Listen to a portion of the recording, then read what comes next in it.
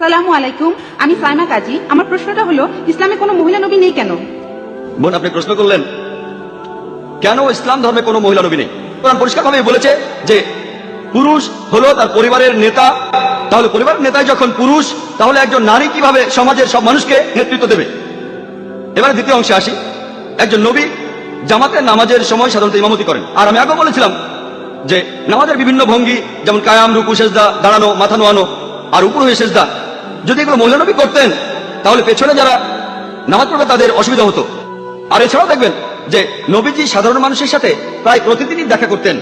কোন মহিলা নবী থাকলে ইসলাম পুরুষ ও নারীর অবাধ মেলামেশার অনুমতি দেয় না। যদি কোনো মহিলা নবী হতেন আর তিনি অন্তঃসত্ত্বা হন, সে সময় তিনি বেশ কয়েক মাসের জন্য তার দায়িত্বগুলো পালন করতে পারবেন না।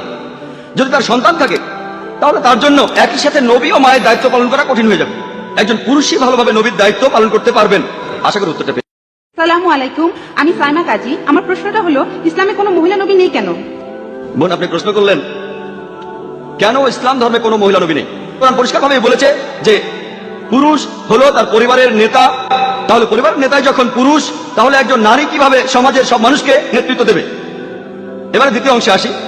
একজন নবী জামাতের নামাজের সময় সাধারণত ইমামতি করেন। আর আমি আগেও বলেছিলাম যে নামাজের বিভিন্ন ভঙ্গি, যেমন কায়াম, রুকু, সেজদা, দাঁড়ানো, মাথা নোয়ানো আর উপর হয়ে সেজদা, যদি এগুলো মহিলা নবী করতেন তাহলে পেছনে যারা নামাজ পড়বে তাদের অসুবিধা হতো। আর এছাড়াও দেখবেন যে নবীজি সাধারণ মানুষের সাথে প্রায় প্রতিদিনই দেখা করতেন। কোন মহিলা নবী থাকলে ইসলাম পুরুষ ও নারীর অবাধ মেলামেশার অনুমতি দেয় না।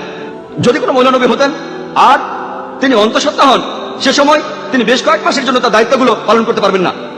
যদি তার সন্তান থাকে তাহলে তার জন্য একই সাথে নবী ও মায়ের দায়িত্ব পালন করা কঠিন হয়ে যাবে। একজন পুরুষই ভালোভাবে নবীর দায়িত্ব পালন করতে পারবেন। আশা করি উত্তরটা পেয়ে।